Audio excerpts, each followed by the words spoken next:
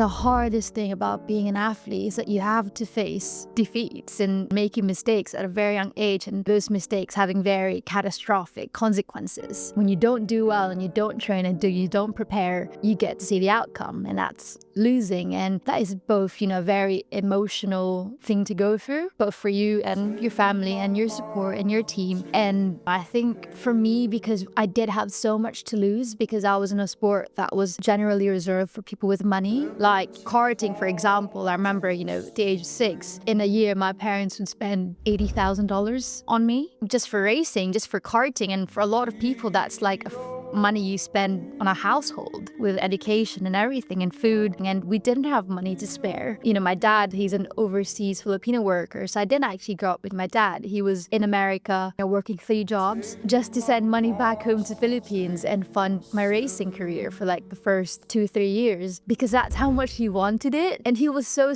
personally invested that every time that, I would lose, he'd lose as well. That affected me a lot, and in how I viewed my career and how I viewed my success and my worth, because I'd always then relay my self-worth to my success. If I didn't win, then, I lost my dad's money, I lost this, X, Y, Z.